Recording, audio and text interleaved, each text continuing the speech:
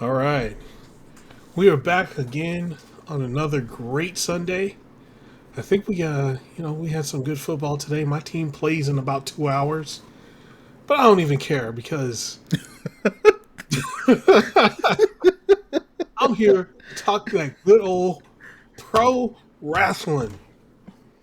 So, with that, let them know what show they're coming. They're going to listen to today, Lionel. You are listening to a controversial episode of Off the Top Rope. Oh yeah, Man, do we have some stuff to talk about today? oh, we got plenty of stuff to talk about today. I don't know what it was about last week, but wrestling kind a lot of controversial. Well, not so. All right, some of it controversial, some of it just fucking stupid. Really, really stupid. just stupid shit happening everywhere. But we're gonna talk about it right here. Oh no, you ain't getting away with it. We're gonna talk about your ass today. Oh yeah, because we got so much happened this week. So with that start off, Lionel, I'm gonna let you start. I'm gonna let you go in on something real quick. Go ahead, man. Go ahead. We gotta talk about the G1. Mm-hmm. We gotta talk.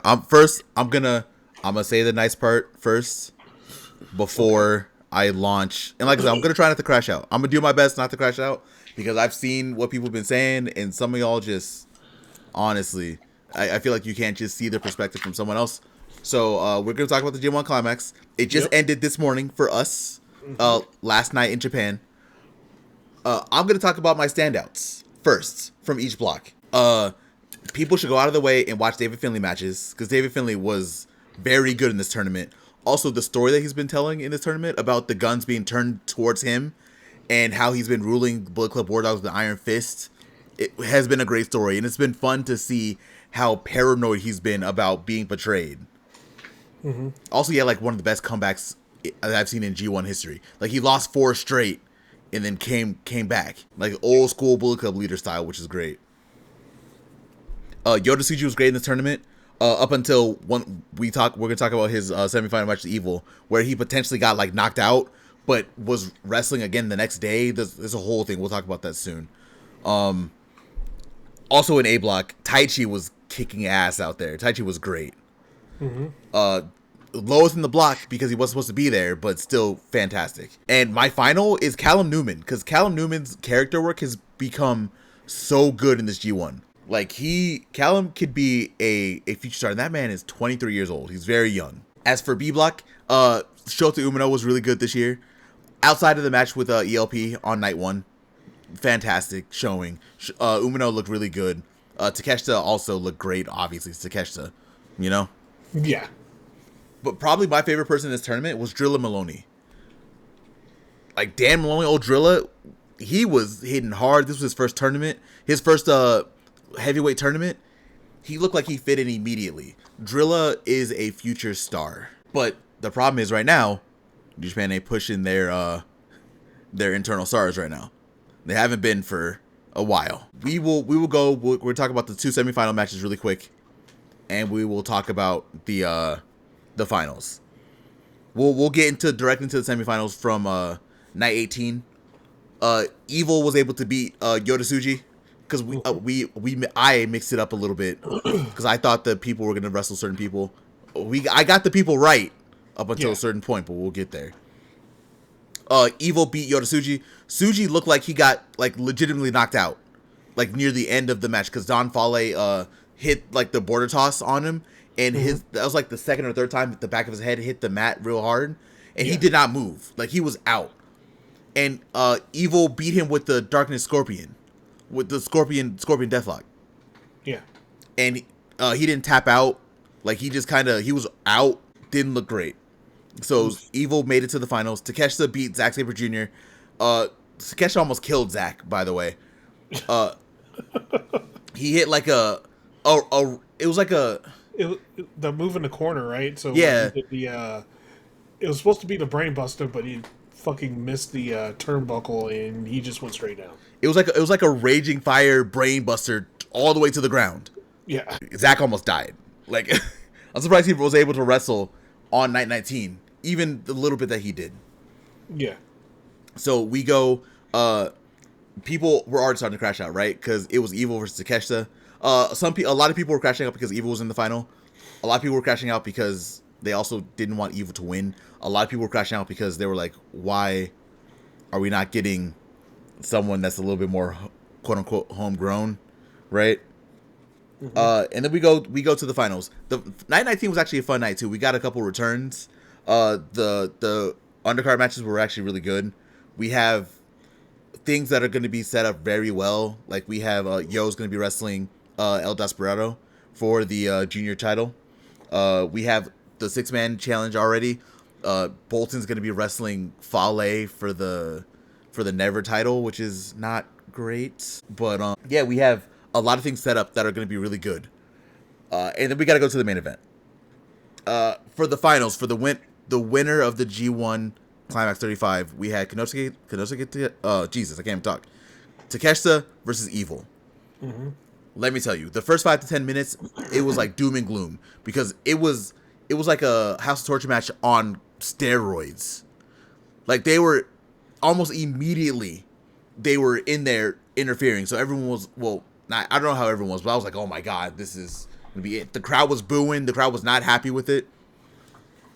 Eventually, Rocky and the Young Lions were able to get a majority of the House of Torture out of there. And this is when things got a little weird. Because Evil was wrestling like how Evil used to wrestle back in the day. And the crowd was like split, 60-40 Evil. Yeah. We had Ren Narita come out. They started booing. They didn't really boo Evil directly, but they just booed the interference.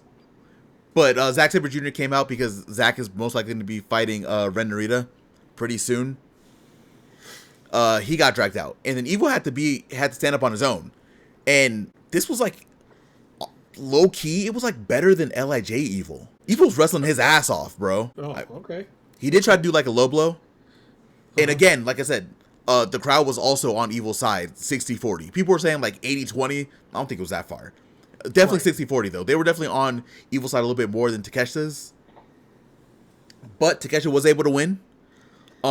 People were happy, people cheered, but definitely was not what you would have expected, right? Mm-hmm. Like it was people felt like they were more showing respect than like very happy that Takeshita won. And then you go to Twitter and see what people were saying on Twitter. Like I would say about 80%. I said 90 earlier, but possibly like 80% were against Takeshita even winning for one reason or the other.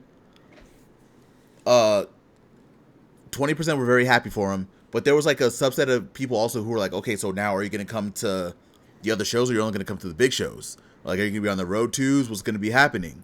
Right? Takeshita also said that he doesn't want to wait till Wrestle Kingdom. He wants to go into Wrestle Kingdom as the IWGP World Heavyweight Champion. So he's going to do what Zack did last year. So potentially King of Pro Wrestling, everyone's thinking. So in October, we might get Zack Sabre Jr. versus Takeshita again, but this time for the World Championship. It's a very weird place we're in right now. New Japan needs to figure out what they want to do with stars. I am very happy Takeshita won because I love Takeshita. Takeshita's a fantastic wrestler. Right now, New Japan needs to be building internal stars who are going to be there for the Road 2 shows, for the people who are going to be going down the roads all the time. And as much as I want Takeshita to win the G1, I feel like this should have been like next year.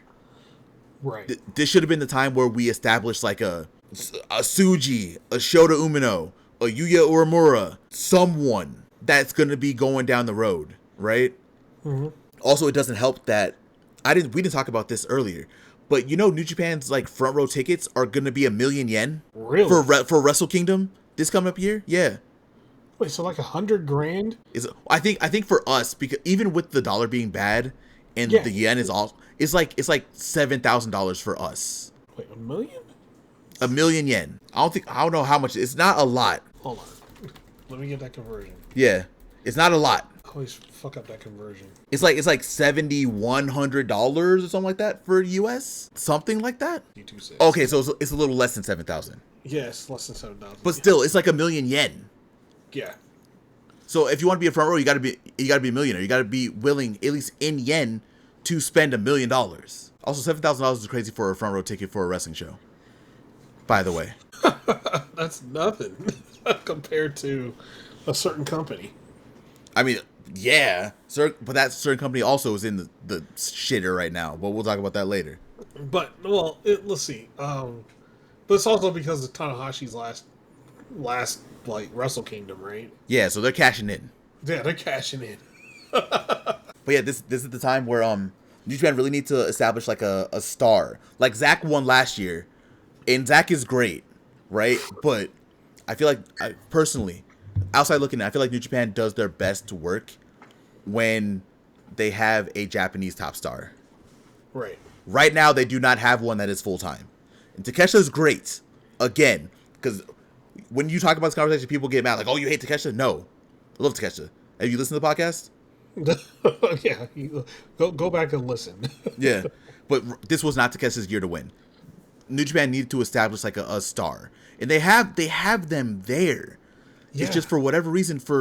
I'm gonna go back. I'm gonna say about like 5 years. They have not tried to establish a new star since before the pandemic. They have not tried to establish like a top star. They had Kenny.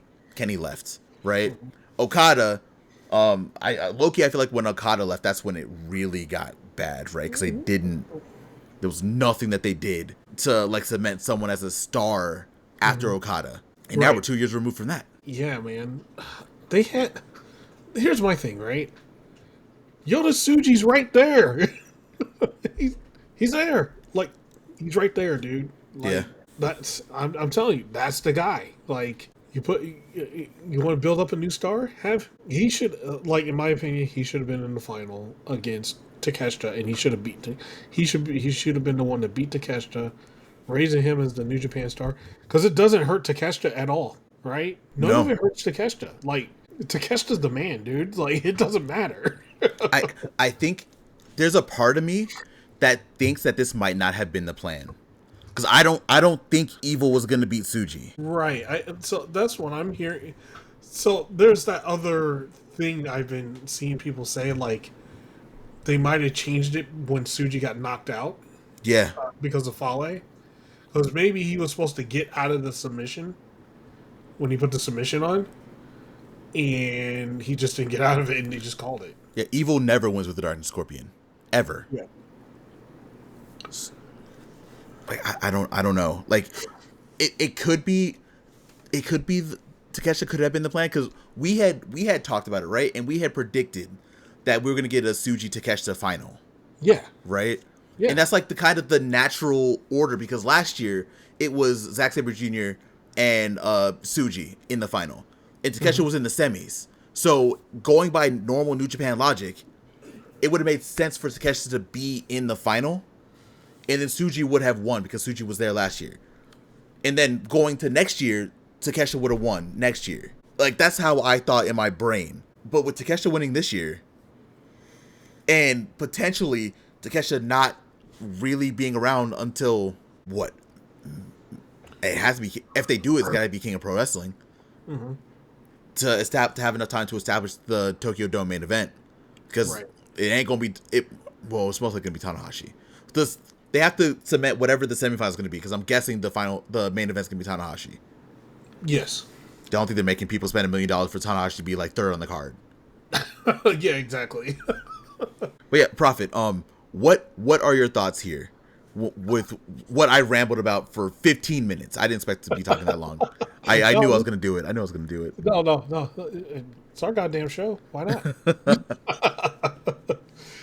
No, so I'm with you on it, right? Like, I agree. Like, it is something we've talked about plenty of times on the show. New Japan has not been creating stars. And it's just a weird occurrence, because they have them. There's people, like, clearly stepping up. You listed a bunch of people, like, that have been stepped up during the tournament. Mm-hmm. That that are looking good. They need to start pushing their guys, man. So the only thing I can think of is the Takeshita is not going to be, like, so, like, for the foreseeable, like, we'll say the next 6 months or so, right? Mm-hmm. Takeshita is going to be mainly over in Japan. That's what I can see. Like, he's just going to establish himself more in Japan because he's still signed to that dual contract. So we're going to see, like, which one he's going to, where he's going to go. Like, is New Japan going to be like, hey, we're going to need Takeshita over here for a while now. He won the G1. We need him to establish the main event. It'll be better for him to wrestle with us for quite a bit or something like that. I can see that happening, and then maybe like, he comes in for some one-offs in AEW until after Wrestle Kingdom or Wrestle Dream. Yeah, Mm-hmm. Wrestle Dream. So I can see that, but look, I again, you heard me a few weeks ago. Yota Tsuji. That's the guy they should put the chips on and and be presented as the guy, as the next guy. It's weird because they can do it. They're just not, and that's the problem. The problem is New Japan is not using the people that they have. Like right now, you have David Finlay, Yota Tsuji, Yuya Uemura, who's been great. Yeah. Oiwa, who's been fantastic, right? You have Drilla Maloney. You have Shingo, who's still doing really great things. You have Shota Umino. You have Zack Sabre Jr. Like that right there is a fantastic core for a main event and a global championship scene. Yes. But for whatever reason, they just won't put like the final chips on them. Because I think the biggest one who has the most accolades out of all those people outside of Zack is Tsuji. Yeah.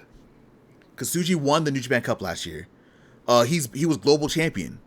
Like, he beat Finlay for the global championship. So, like, the natural progression, Tsuji was probably the guy to win.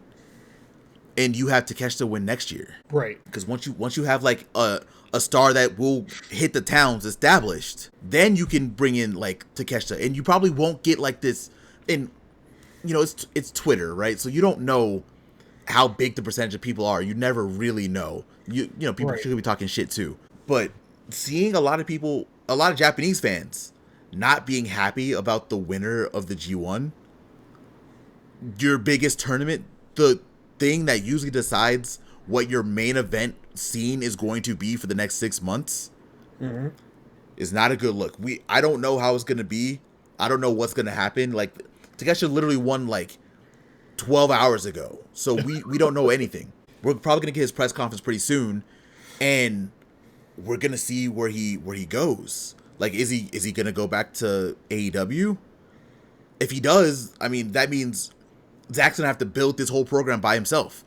And Takeshi's probably only going to come for like the big shows, and he has been doing that. But at this point right now, being the G1 winner, you can't just be there for the big shows. You kind of gotta stick around and establish yourself, and that's probably not gonna happen. Right.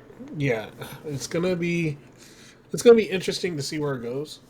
Like, I feel like, I just feel like Takeshita needs to. He won. He needs to be there to build up all the way to Wrestle Kingdom and Wrestle Dream. Right. He needs to help build that thing all the way up, especially after winning the G1. Yeah. I don't think he will. But yeah, Takeshita still a fantastic wrestler. One of the best. Had a very good showing in the G1.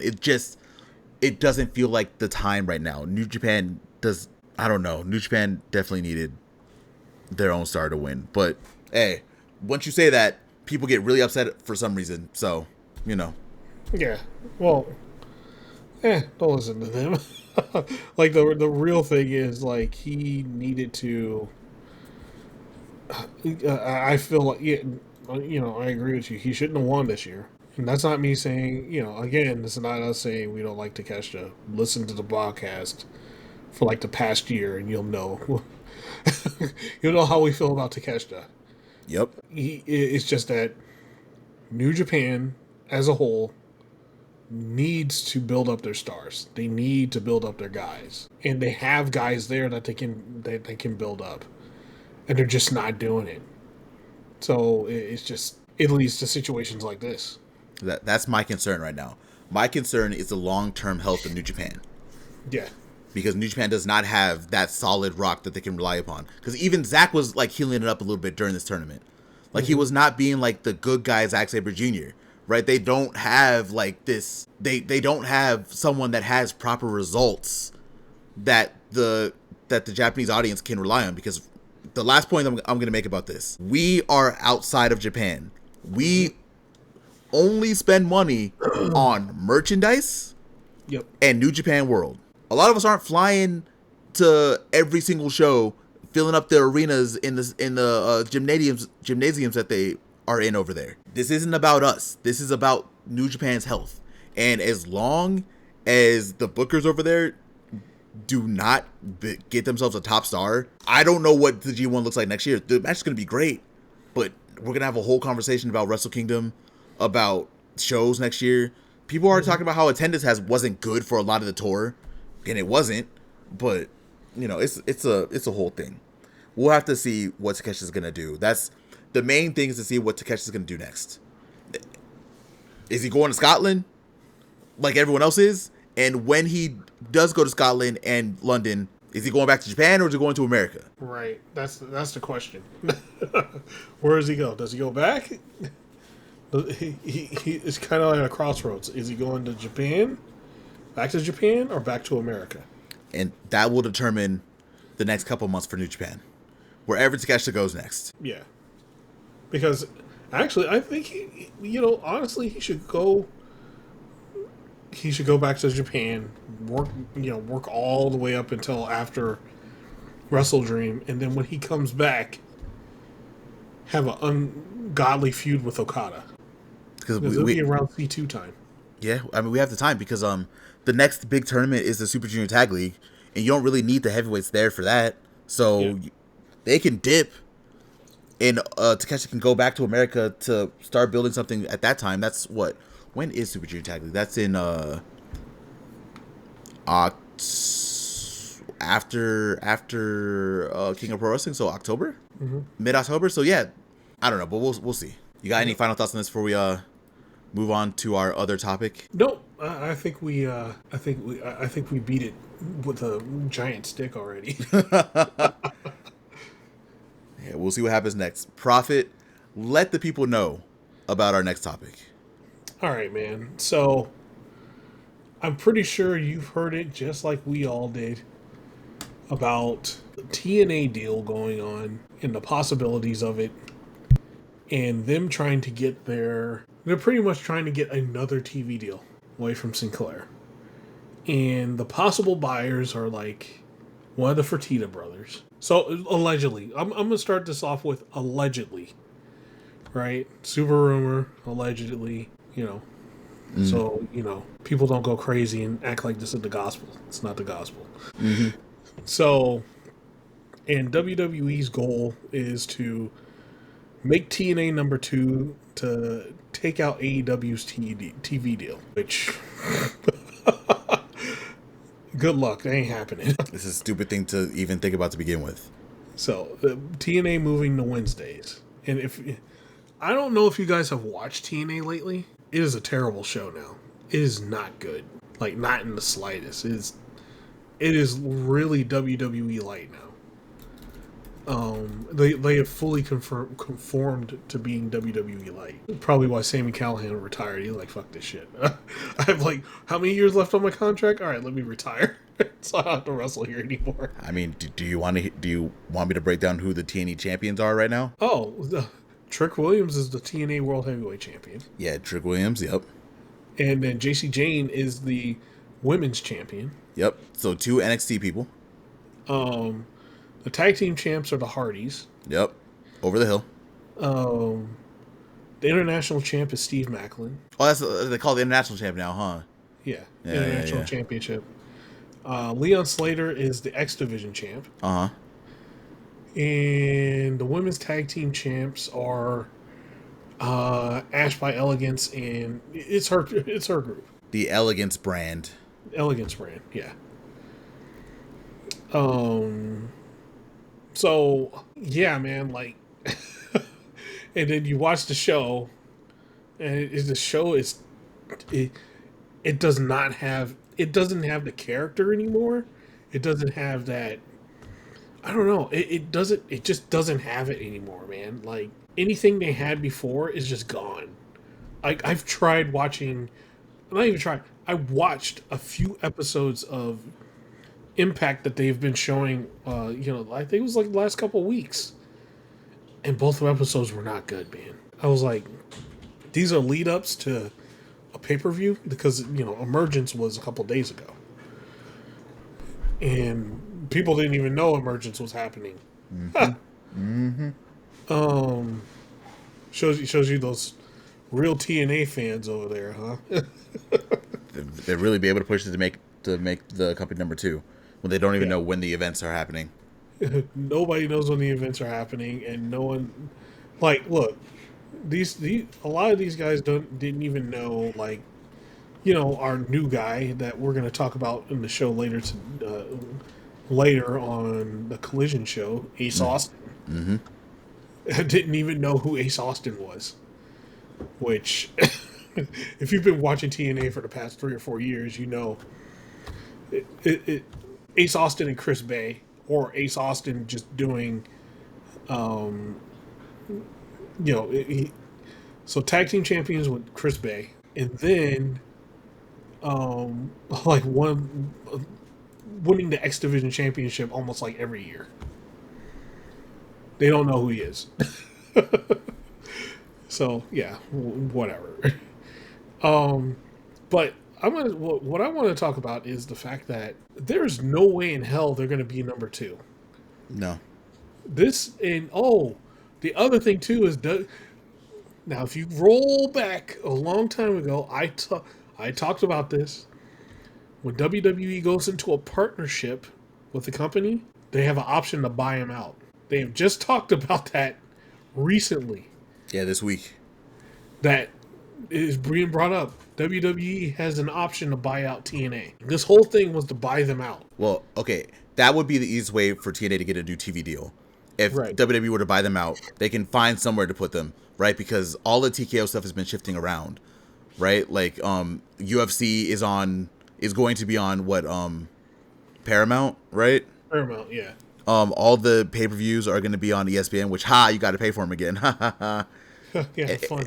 And if they keep on putting all these new ones on the card on the year like they are to counteract AEW, you're gonna be paying a lot more than what AEW does for yearly events. Mm-hmm.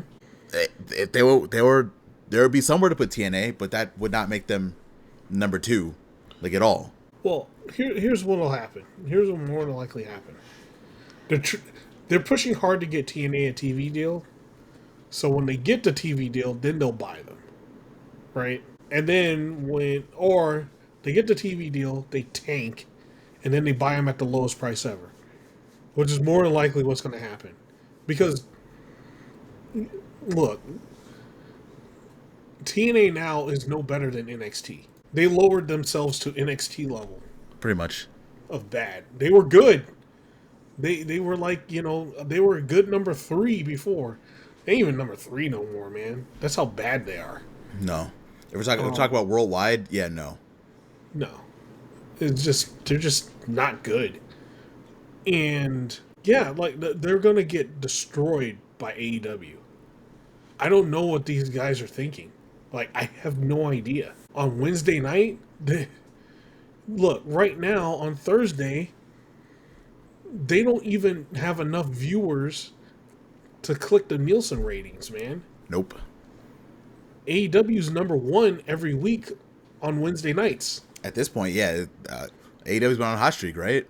Yeah, it's like, so the only time they're not number 1 is during basketball season, and then they're number 2. Okay? Yeah, at bare minimum, they're at least top 3 or top 5. Yes. Every week, bare minimum. So that's making WBD or WB Warner, or Disney, whatever the hell you want to call that shit now. I think it's just Disney or HBO, whatever. It's making them a ton of money, man. Warner Brothers Discovery. Yeah. Well, didn't they just break up? Isn't it just Warner Brothers? I think they did, but now? fucking... At this point, the only thing that they're doing that makes a lot of sense is AEW. All the other shit that they're doing is just stupid. Like, everything else is fucking dumb except for AEW in their deal. Yeah. So, look, they're pulling this consistently, every single week. You know how much of a hurdle that's going to be for TNA to actually be able to do that? They're going to get crushed, man. Yeah. Like, I don't think they really know what's going to happen when they hit the Wednesday night. They're barely being seen now, right? And they go on there. They're probably going to look. Here's the hypothetical first episode of TNA. They go on. Hey, AJ Styles shows up, doesn't wrestle, and then they're gonna they're gonna be like, okay, let's throw in the WWE legends. Let's get that first episode in there. So they're gonna have the Dudley Boys on there. They'll have a surprise show up by Undertaker, Bradshaw or something like that. Mm-hmm. And then they get a high first week rating, and then they tank every single week after that because none of those guys are showing up again. No, it'll be a one and done. They'll pop a rating, and that rating probably won't be anything super crazy either. And they'll just move on. Yeah. You know what? It might be. It just doesn't make sense because WWE's been doing this, right? Like for the better part of 4 to 5 months. Anytime a show that AEW is presented or anything. Anytime that they announce a show, here comes WWE with the NXT show. Now, what was it? They're doing something for All In, right? Yeah, Lesnar versus Cena. Yeah. So this is just, it's just petty at this point because people who are going to be watching AEW aren't going to be moving over to watch WWE. Like, you're not losing anything. In fact, you're just stretching your own roster thin. And let's be real. This ain't me saying because I watch these shows. A lot of people who've been watching WWE lately have not been happy with what's been happening on TV. So maybe y'all should, before trying to kill AEW, which is also very weird and very, evil monopoly shit. Yeah. Y'all should probably focus on your own shit first before you worry about trying to take out another company. Yeah, they want world domination. They can't dominate their own market. Exactly. Yeah, I just don't see it. And, look, I almost feel bad for TNA, but I don't. If Scott D'Amore was here, this wouldn't be happening. If Scott D'Amore was there, the show would have a soul, but it doesn't. The show now is just empty, man. I don't know. That the last show I watched just didn't feel like Impact. It didn't feel like TNA. It didn't feel like anything. It felt like WWE. That's all it felt like. WWE Light. It's like the next up of NXT. It's like the between regions of being NXT and maybe SmackDown, but worse. It's just bad because it has no direction on whichever way it's going. I don't know. It's just all they want to do is they just want to kill AEW so they don't have to pay people. That's it. That's all they want to do. And it's not going to happen. It's not going to happen. That next TV deal is going to be even bigger. Bro, even if they don't get it for TNT, Tony Khan is a literal billionaire. So is his dad. Yeah. They can, if they really wanted to, they could probably buy a TV station and put AEW on that. If they wanted to, yeah. even if they didn't do that, y'all got to remember, AEW also has an Amazon deal. AEW has deals. It's not just this TV deal. Y'all, I don't even know why you want to kill another company anyway. It's whatever. People keep forgetting that. Yeah. They got a lot of deals and they're profitable. That's the thing. I don't know. I couldn't tell you. They're profitable and they're doing their best shows on TV and pay-per-view that they've ever done. We'll talk about once we get into Dynamite, but these shows that they've been doing lately since this year have been all-timers. This is easily the best year of AEW's existence. Oh, by far, man.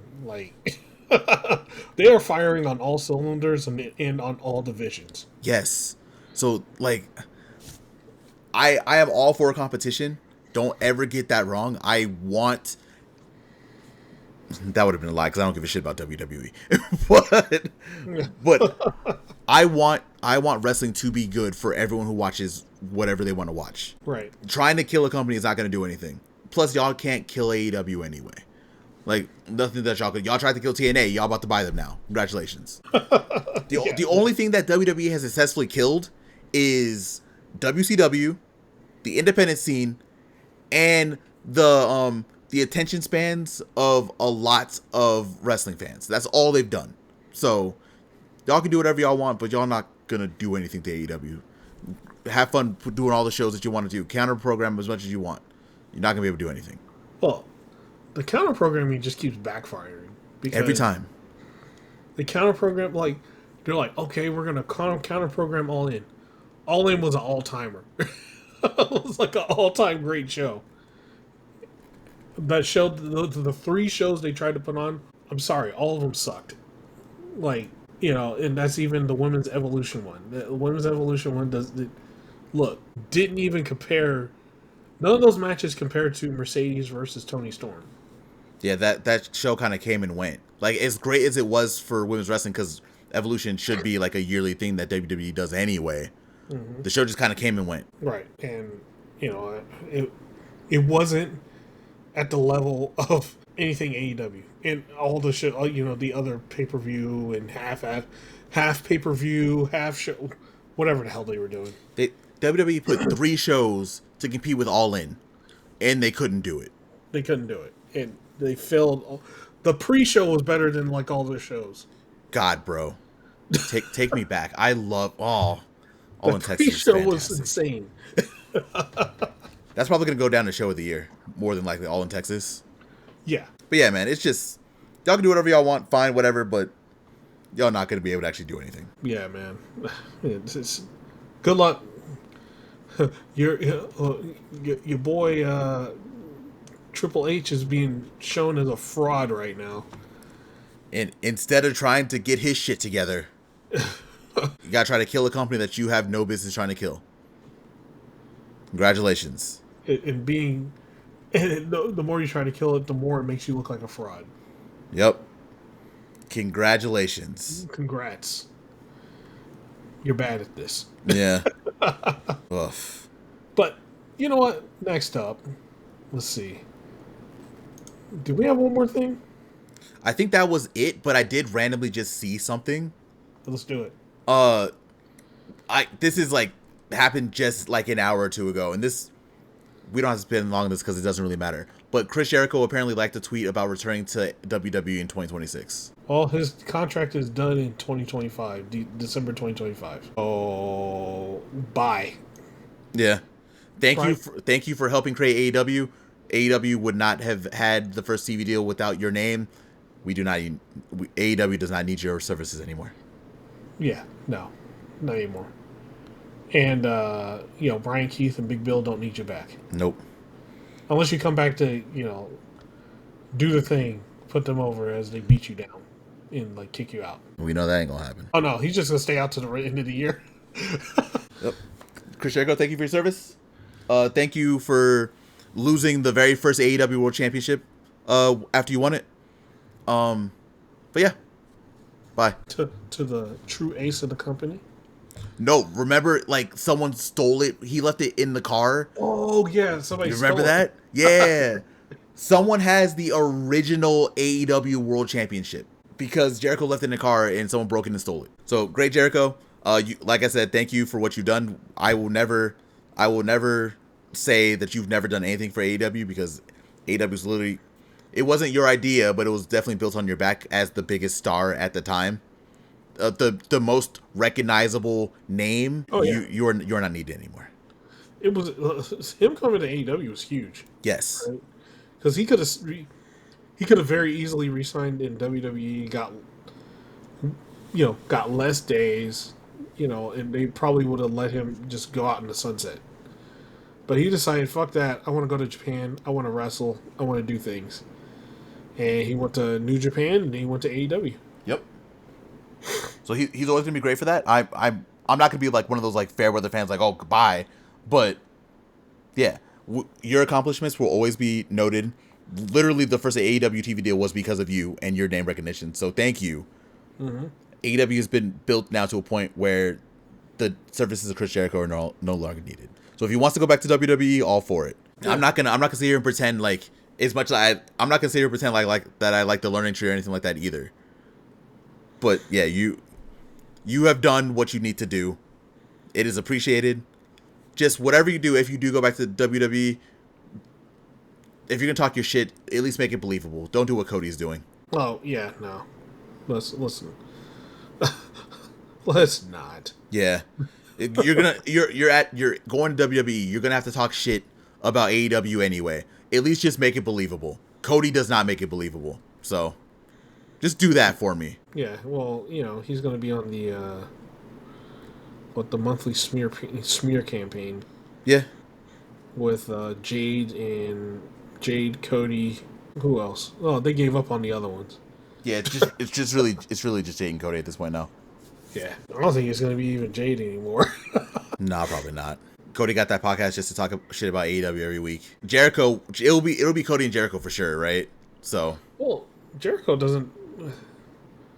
No, I actually, you know what? Here's the funny thing. Counter to what you think, I don't think Jericho would. He's the one guy that doesn't believe burning his bridges, which is why he doesn't really talk. Which is why when he left WWE, he didn't really talk shit about WWE. Yeah, really, the only one who really was doing that was Cody. Yeah, so funny enough, Jericho even says this on his podcast because he's like, well, why would I talk shit about a company when if I wanted, I could go back and make money with them again, right? Why would I screw up my money? Yeah. That's his thing is like, why would I go fuck up my money? So he wouldn't do it. So if he does go, yeah, it makes sense. But at this point, I feel like it's like ingrained in the contract. Low key, it kind of feels like because everyone does it. It's neither here nor there. That was just a thing that just popped up on the timeline just now. Yeah. Hey, if he goes, he goes. He has till the end of the year. But here's a funny thing. Here's my last take on this. I don't think he's going. He might not. The only reason I can see him going is because his wife was at the Capitol. Yeah. On January 6th, so they might go over there and have like a little ball together. You know how WWE is being like fully mask off with their political beliefs, despite the fact that they also say that they don't have political beliefs. But yeah, they're full of shit. Yeah. But I don't know. Besides that, I don't think he leaves. He might not. All he did was like something on Instagram. Like that's it. Yeah. Doesn't mean anything. Now, if he was posting a whole bunch of stuff, then that's different. But no, I don't think he leaves. I think he gets re-signed, and then he just stays and retires there at AEW. I mean, he would be a first ballot Hall of Famer whenever AEW does if they do like a Hall of Fame, whatever they do. Yeah. Like him and Mox. Yeah. Him, Mox, Kenny, Bucks. Yeah. That would be the class. That would actually be like if they do that would be the first class. Kenny, the Bucks, almost said Osprey, not Osprey. Kenny, the Bucks, Jericho, and Moxley would be the first class. Yep. And then for a woman, I don't know who the woman would be. Sadly, fuck it. Yeah, put Tony Storm, Mercedes in there, first ballot. Well, Tony Storm, Mercedes, and Athena. Oh, bro, fucking Sheeta. Oh, Hikaru Shida, yeah. Yeah. Or okay, if we're going to the first ballot and it's like the first few seasons of AEW, mm-hmm. It'd be Riho, Shida, and nope, not saying it. I don't think it would be her either. So I don't think so. Almost threw up in my mouth. Yeah, no, it ain't gonna be her. No. I think we got the first class though. Yeah. We've been like 95% on almost everything else at this point. So. And Nyla Rose. I'll just put Nyla Rose in there. Nyla Rose needs to be on TV more. Yeah. Tony. Former women's champion can't get on TV. Tony. I know you're gonna hear this. Tony. You hear us every other week. Bro, just fucking make a battle royal or something at all on pay-per-view, like something. She should be in Blood and Guts. Yeah, Tony. Yeah, man, that's it. That's really all the news, really. Okay, well, you know what? Let's get to the best part of the week. Talk the shit. We talked the shit the first, 50 minutes. Mm-hmm. Now it's time to get back. Let's get to the shows. Oh, yeah. Oh, yeah. And we're going to start off with that AEW Dynamite. God bless. Fantastic episode this week. Top to bottom. Damn good episode. We start off with MJF and Hangman. Boy, oh boy, this was great, man. You know, we had MJF out there. He was pleading his case. He was pleading it, man. He was saying he pretty much, it was two things going on here. MJF was trying to piss Hangman off so much that he would make a title match without MJF having to sign his contract. Hangman was out there to piss off MJF so much to make MJF sign his contract to take his shot. Because that was all Hangman said, is like, hey, if you ain't a bitch, take your shot. Because you're not getting this title shot any other way. You got to call your shot. You could call your shot at whatever time, whatever day. Anytime. You could call it. You ain't getting a chance at this until you call your shot. That's the only way you're going to get a chance. Mm-hmm. You know, MJF got baited by Hangman. Let's talk about, right in the beginning. MJF was talking that shit. Hangman walked right up to him and slapped the microphone out of his hand. I was like, oh boy. He did the instant, shut the hell up, I'm talking. I'm the champ. And he let MJF know. He walked up to him. He was like, yo, you're going to try to make me mad. He's like, look, I know the shit I've done. I'm going to own up to it. Right? People, the people might might look away or look over, what I done and, not really think about it. He's like, but I think about it every time and I own up to it. You, on the other hand, run away from everything. So why don't you call your shot or be a coward? And he keeps calling him, and he mentioned the thing about Seabiscuit. He's like, hey, by the way, do you know how Seabiscuit ends? He wins, you dumbass. Which is true. It's like, why you keep calling? Yeah, man.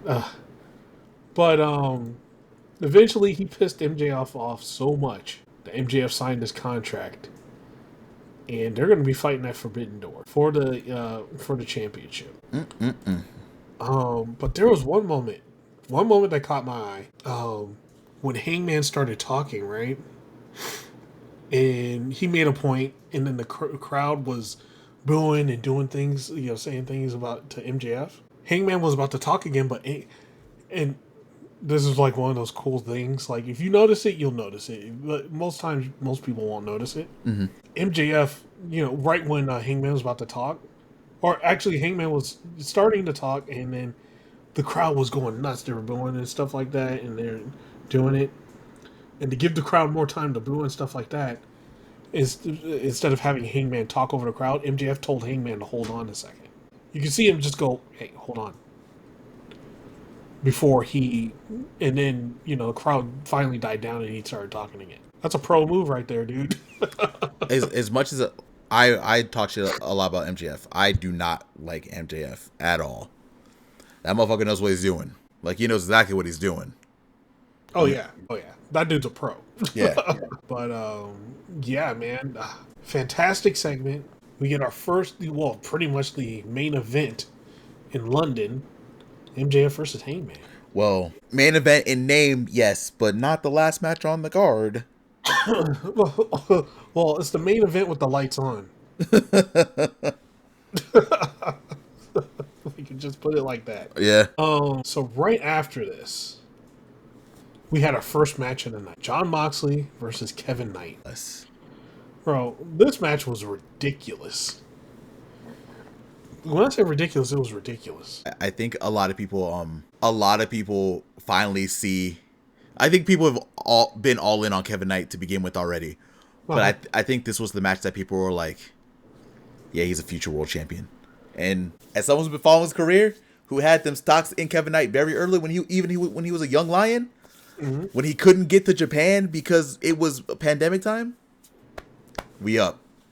That is a future world champion. You are all right. Yeah, Kevin Knight's so good, and he does that. Look, here's one point in the match, right? That I was like, holy shit. So they were on the outside. Him and Moxley were on the outside. He jumps up, and then off of 1 foot jumps. So he jumps up from the floor to the apron, and then leaps again and does a drop kick. The thing I saw that made that shit, you're like, oh, okay, he did a leap drop kick. No, hold on. He leapt with 1 foot, and then a drop kick. He was also above. He was above the top rope.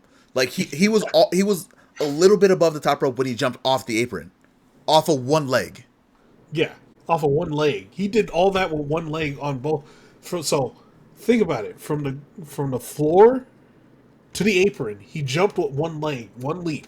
And then on that same leg, he leaped from the apron and drop kicked Moxley. That is some insane shit right there. It's ridiculous. Kevin Knight is he's just that dude, bro. Kevin Knight's just that guy. He's that guy. He's so crazy, man. But yeah, when the match opened up, though, Kevin Knight was going. He ran at Moxley and started giving him hell.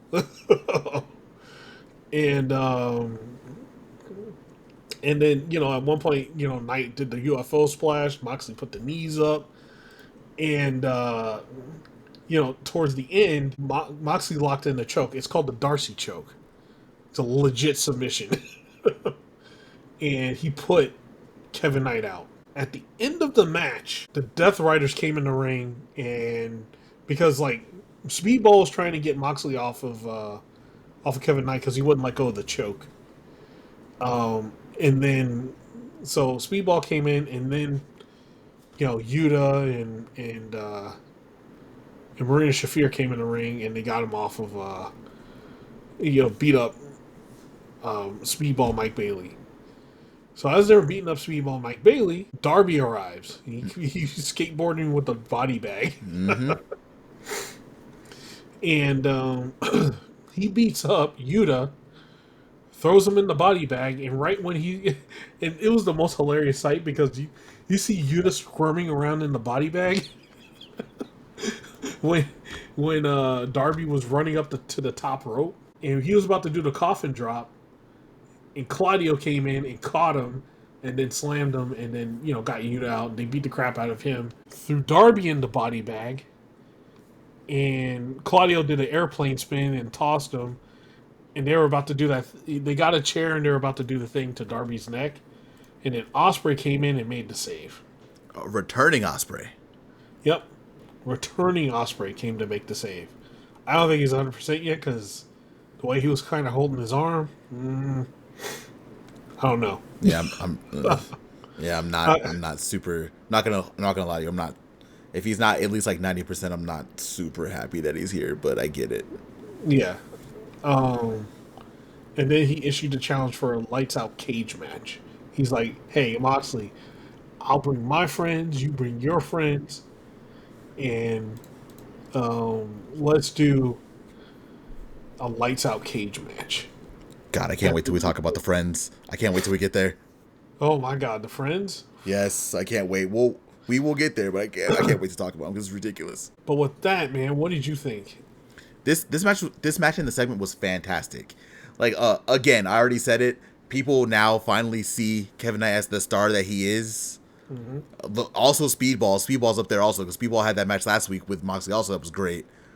It just, I'm just so happy to see newer people in AEW coming up the way that they're coming up, and then Ospreay being back. Hopefully, like I said, hopefully he's at 90%. If he's not, at least somewhat healed. I'm a little upset that he's here. I get it, but I'm a little upset. Other than that, fantastic down the board. That whole thing was great. Yeah, the whole damn thing was awesome, man. And Moxley's a goat, man. If you didn't think he was the ace, bro, he is the ace of AEW. He can wrestle all the styles. He's here for this shit. He loves this shit. You could always tell when he's wrestling. That motherfucker made us hate him on purpose. Because this is the Moxley he was before. Yeah, man. He was just, oh man. Goes in now. He grinds. He brawls. Now he's some. He has some submissions and stuff. He's just nasty, man. God, he that choke that he beat Kevin Knight with, bro. Yeah, Darcy choke. Yeah, legit, bro. That shit was good.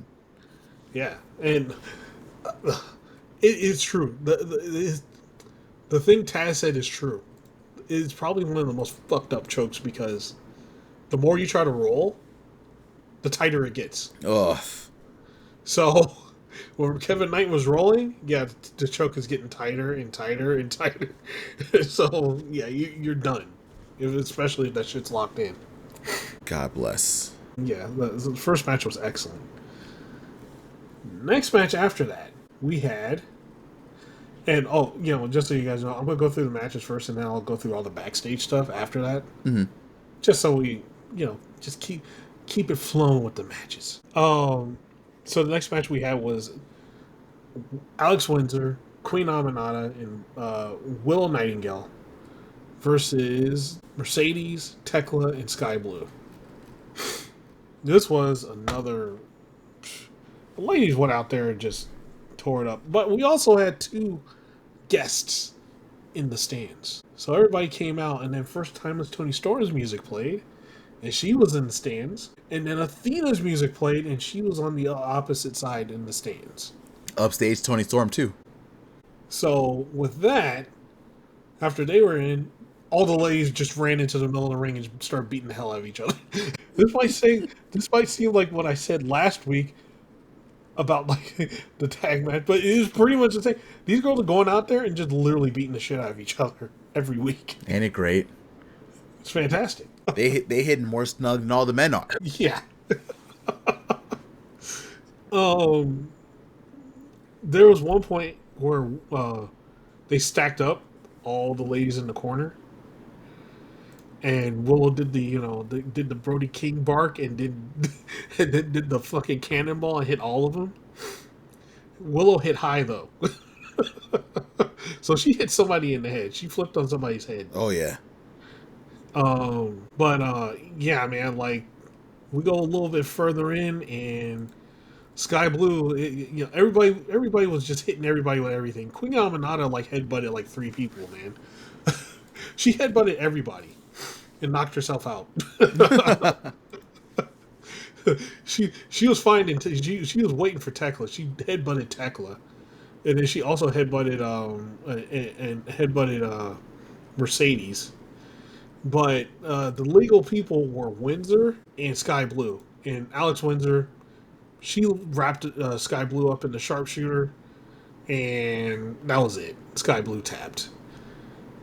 And after the match,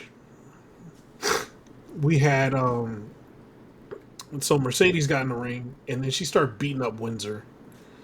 And up in the stands, Athena whooped Toni Storm's ass from the stands all the way down to the ring. And her and Mercedes were standing tall for a second, and they looked at each other, and she was like, hey, I'm going to stay over here, you stay over there, and we can, beat up our, whoever we're fighting. Well, at that moment when they both stopped, both, Toni Storm and Alex Windsor, they got up, and they started beating up Athena and Mercedes Moné. And they eventually got the best of them, and then they were tango dancing at the end. So Alex Windsor got pulled into the Toni Storm vortex. God. But next week it set up a match. Tony Khan was quick this week. Set up the match for next week in Scotland. Alex Windsor and Toni Storm versus Moné, Mercedes Moné, and Athena. We are now 5 steps away from Mercedes and Athena being the inaugural women's tag team champions. 5 steps. We're so close. And we're a month away from Athena holding the ROH Women's Championship for 1,000 days. Mm-hmm. We're a week away from her beating Toni. Mm-hmm. But yeah, fun match. What did you think, man? I loved every bit of this match. every woman's story is all interlaced right now, every single one, because there was even a point, like kind of subtle, even though they kind of put the camera right in Mercedes' face. When Toni Storm was there, Mercedes had like this like look on her face, right? Like not anger, but like she was like, ugh, because that loss is still eating at her, despite the fact that she has a couple more like losses already. She lost this match, but that one-on-one loss against Toni Storm, you can still see it that it's still eating at her. Yep. And you got all the women outside of those two also having their violent story right now, where they're all just beating each other up. It's just the women's division is just on fire right now. Like everything is churning fantastically with the women right now in AEW. Yeah, and now I've been seeing some stuff where people are like, "Oh, well, why are they doing like these 3-on-3s and there's no story here?" It's like, no, you haven't been watching. All those all the 3-on-3s, or and sometimes they lead to 1-on-1s, but they're all interlaced stories. Like every person in that ring has a story against somebody else. It's what Japan does. Japan does that very well. Like a lot of we were talking about Takeshi earlier. Like a lot of the shows that we are worried about Takeshi missing are a lot of those shows that have like the multi-man tags and stuff like that.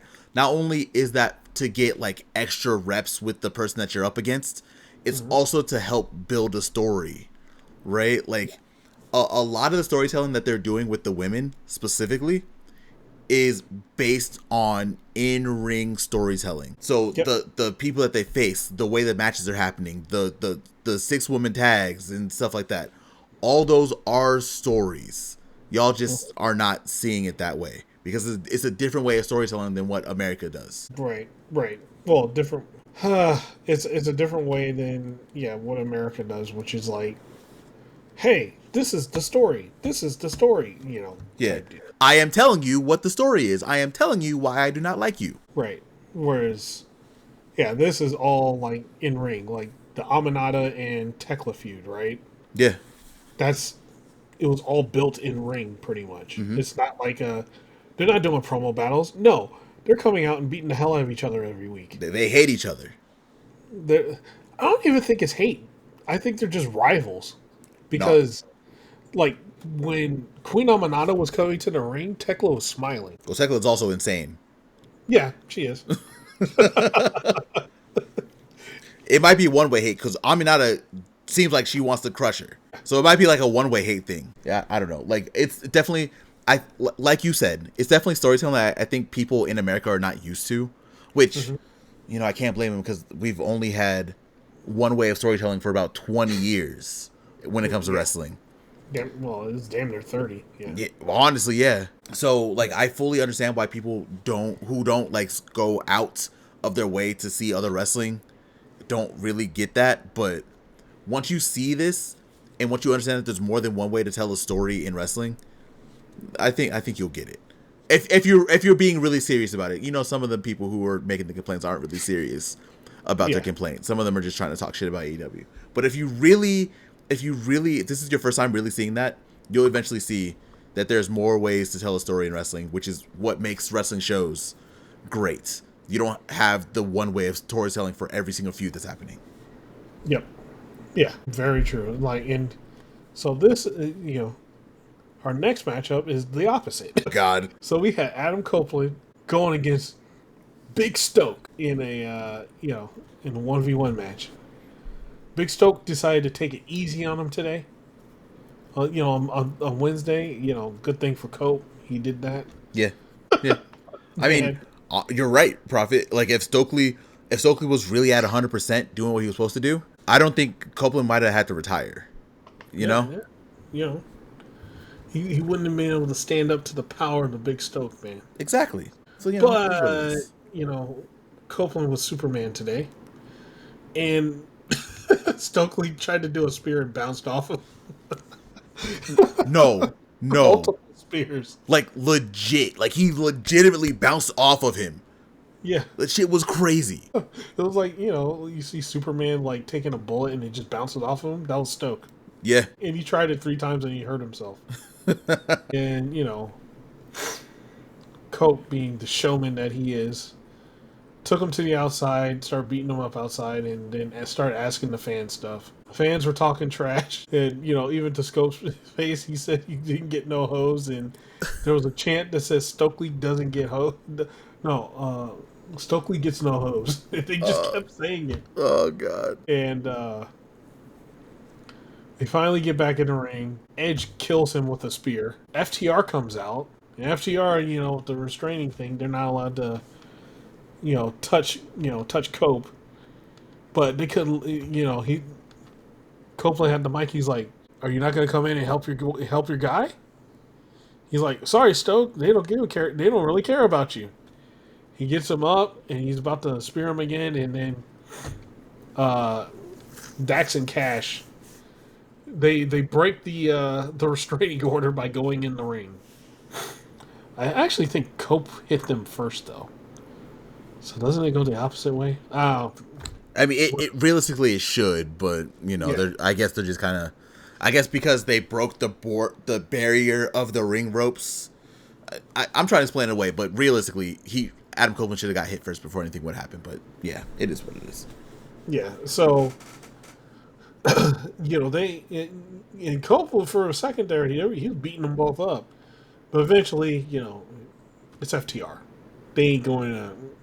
You ain't gonna beat a tag team by yourself. A real tag team by yourself. You ain't gonna beat them. And they were going to. They beat Cope up. They were gonna go for the Spike pile driver. Christian comes out with Spike, and then Nick Wayne is right behind him with a chair. Nick Wayne tries to swing a chair. Christian swings Spike, hits the chair, and then Nick Wayne's like, "Nope, I'm out." Nick Wayne gets out. And then Kip Sabian comes in the ring. Copeland spears Kip Sabian.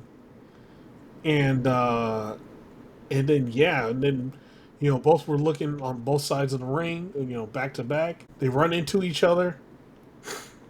You got the fans saying hug it out. And Christian gives Cope Spike again.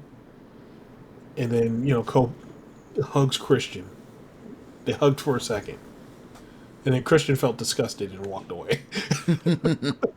He did hug back, though, for a second.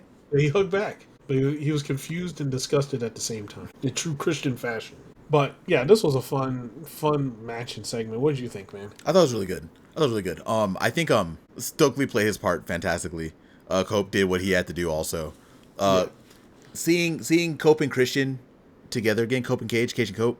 I'm going to say this. I feel like people should just be ready for it. You're not going to get the same Edge and Christian that you got before. This is not, I don't think this is going to be, we're going to do the pose of 5 seconds of awesomeness and stuff like that.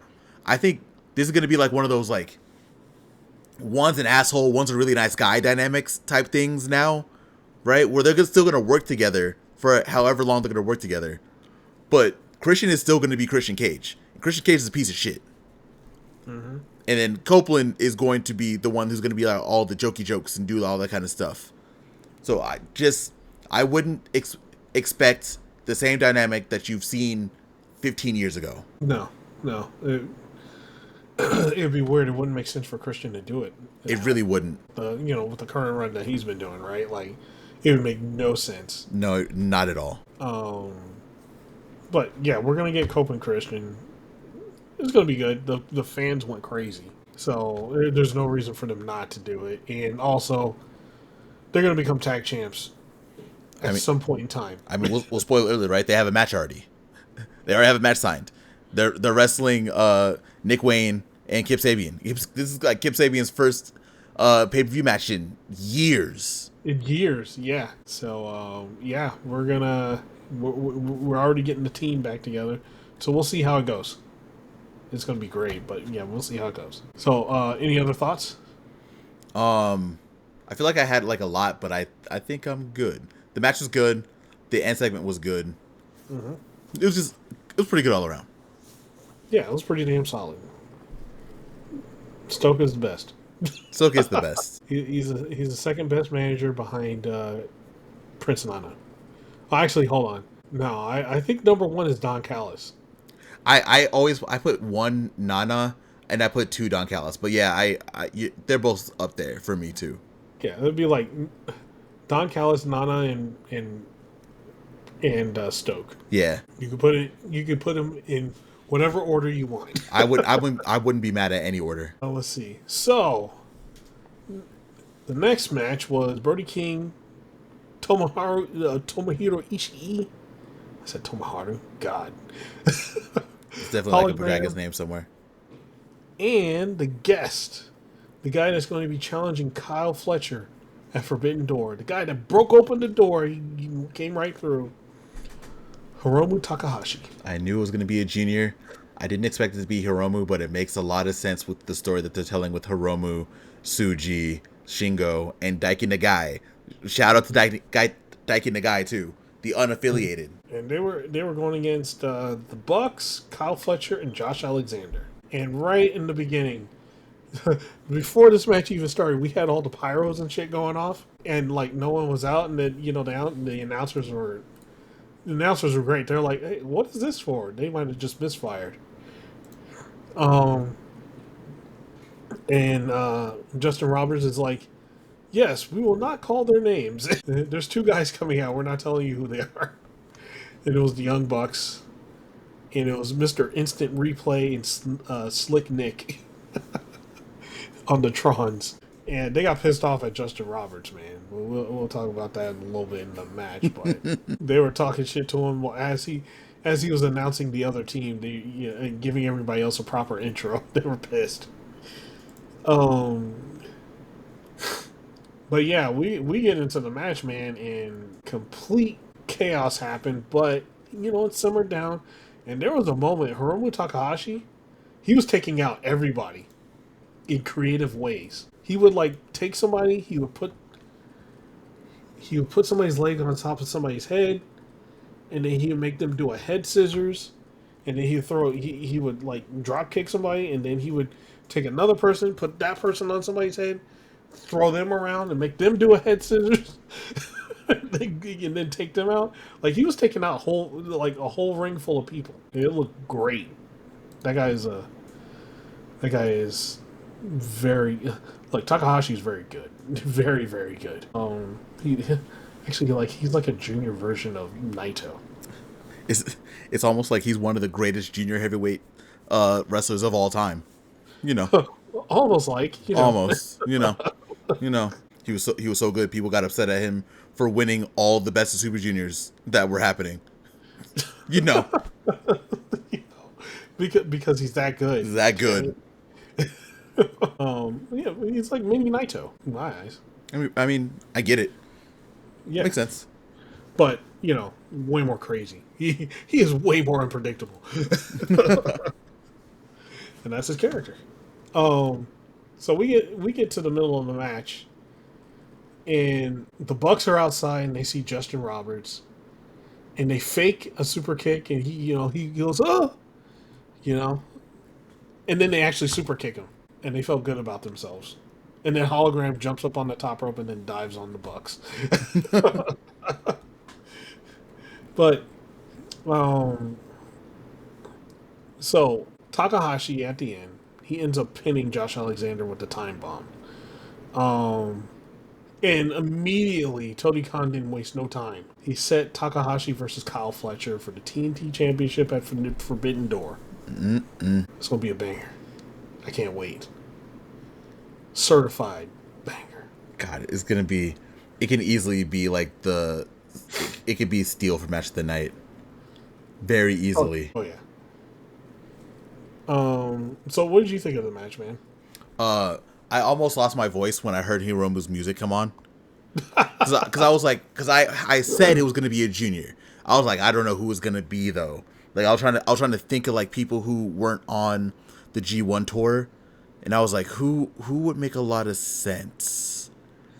And then when it was Hiromu, I was like, oh my God. Because it makes the most sense.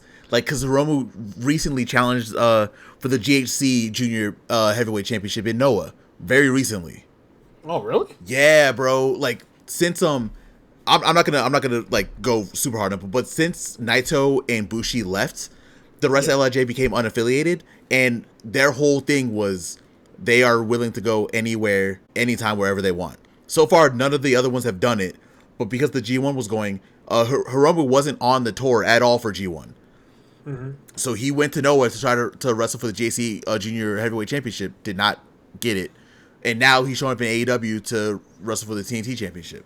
So unaffiliated, they are willing to go anywhere. It's very interesting. Huh. Yeah, it is interesting. Mm-hmm. Let's see. So we have our main event now, which is the Trios Champions, the Ops versus LFI. Look, Joe came back looking like a star again. Mm-hmm.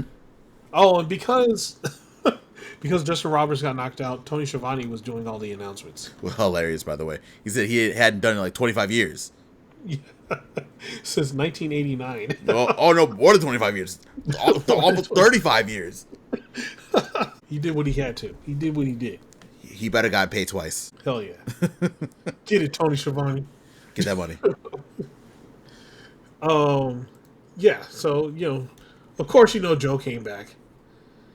And they were looking to beat somebody up. And it was LFI. LFI didn't make it easy, though. They were hanging in there until Powerhouse Hobbs got tagged in. And he literally murdered everybody. like literally, he just murdered everybody in the ring. I think he spinebuster Jericho to hell, dude. Like, I think Jericho died from that spinebuster because he spinebustered him so hard he bounced. Jericho hit the ground and splatted, and Hobbs bounced. Okay, that's how hard he hit him with the spinebuster. It was ridiculous. And of course, we end up the champs win, of course, but LFI was not satisfied. This ain't over. We know this isn't over. But yeah, like Dralistico, he got killed by not only Hobbs but Samoa Joe. Samoa Joe submitted him. That was it, and everybody else got held back. But yeah, when they kicked him outside the ring, and then it was going, the show was going off. Man, LFI looked angry. They looked like they were ready for round 2. I mean, it's gonna happen soon, but now low key because they lost already, they kind of gotta scoot back a little bit. Champions beat them already, so scoot back a little. Yeah, we got a few more trios out there that are ready. Mm-hmm. So not going through the match too much, but what did you think of the match, man? I thought the match was alright. I definitely think it was like low key, like the weakest match on Dynamite a little bit this week. Yeah. But I still enjoyed it. I think it was alright. I definitely thought LFI was gonna get the win. I'm surprised that they didn't. So we'll see where they're gonna go because I don't think they're gonna be the next trio champions. I think Skyflight is gonna be the next trio champions. But it'll be interesting to see how they get a challenge now after losing pretty convincingly to the trios champions. Yeah, there was no shenanigans or anything that happened. So yeah, it's it was clean. They got killed by the Ops. They got to work their way back up after Beast Mortos files a lawsuit against fake Black Taurus.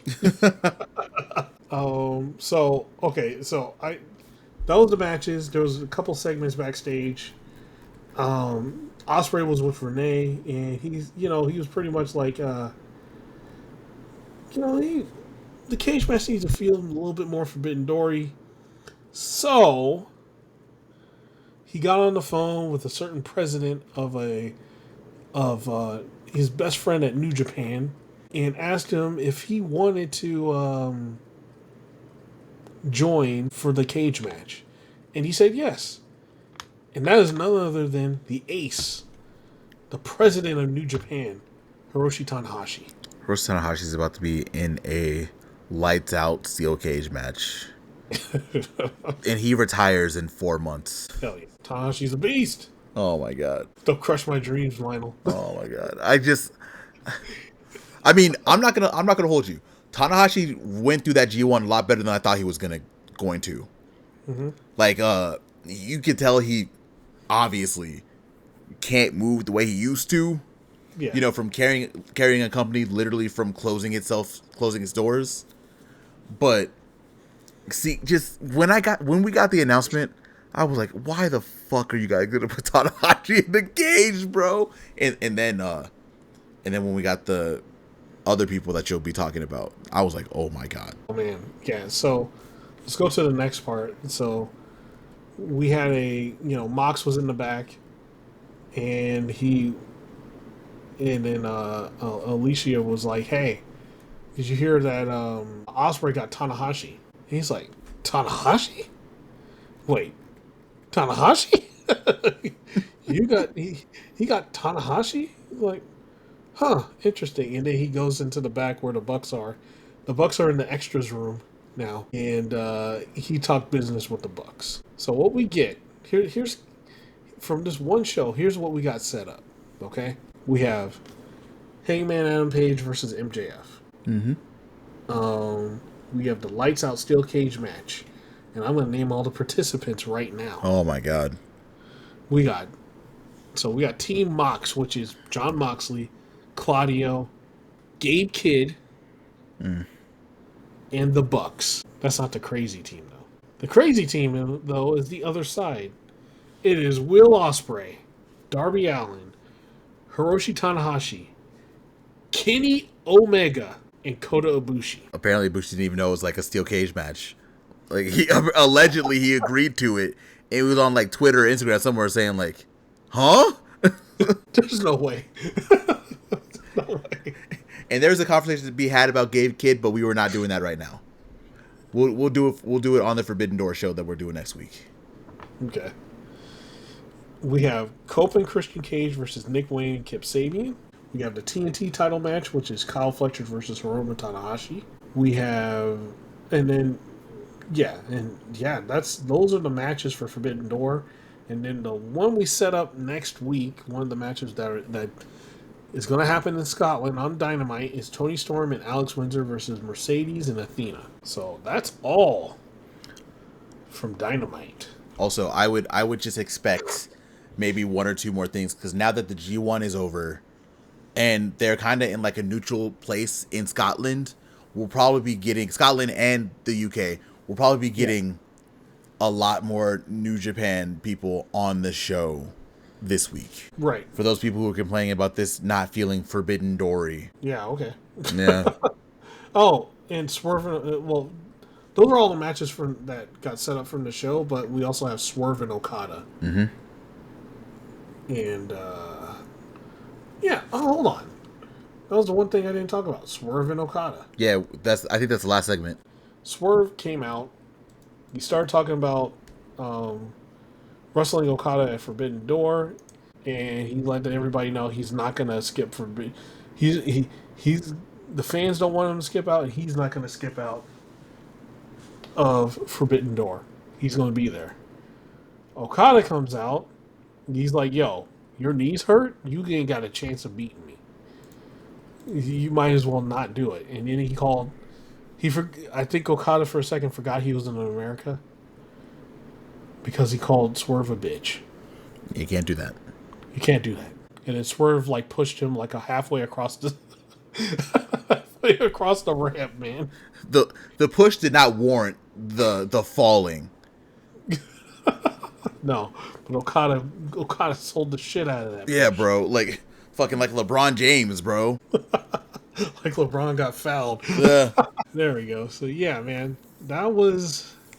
What did you think about that, man? I thought it was short, but got the point across. I feel like this is just setting up to have Swerve not win, because I feel like I don't think a lot of us expected Swerve to win, but I think a lot of people wanted Swerve to be unified champion. Yeah. And this injury is probably going to be an easy target for Okada and an easy way to, not get that title over to Swerve. So, but other than that, it makes sense. I'm still very excited for the match. I want to see what happens next week.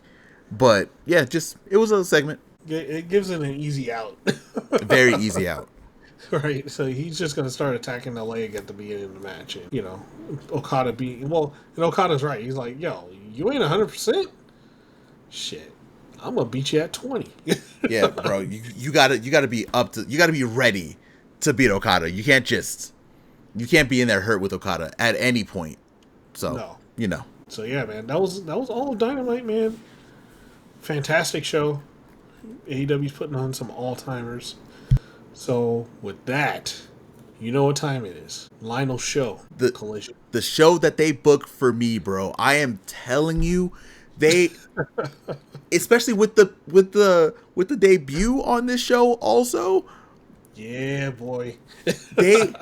They put all of my favorites on this show every week, especially over the last like 3-4 weeks. So, I don't know what's happening, but thank you.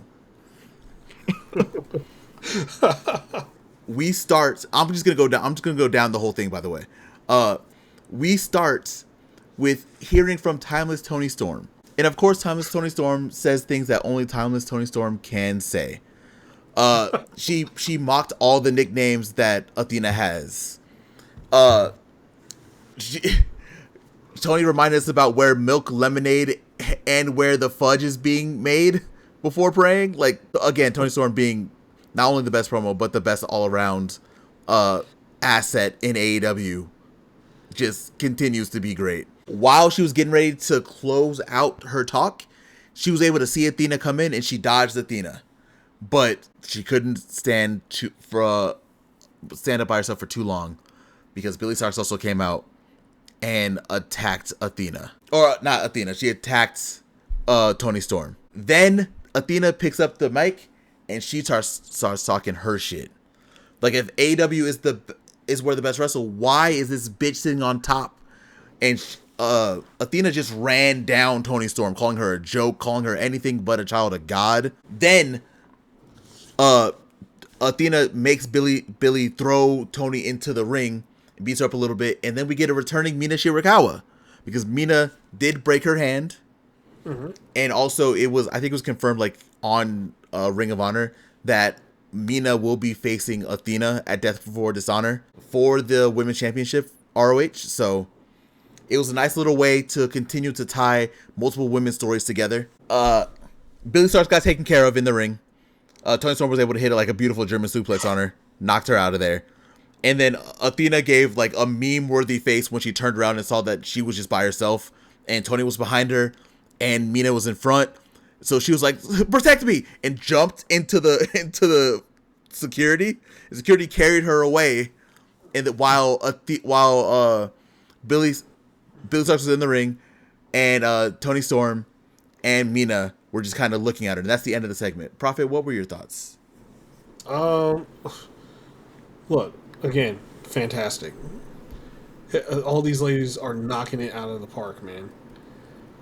Happy to see, Billy Starks also on screen now. Like, that, she isn't getting left behind in Ring of Honor. Mm-mm. I think this is just their official move up right now. But yeah, Athena, Toni Storm. We got in Ring of Honor for I think it's Death Before Dishonor. Mm-hmm.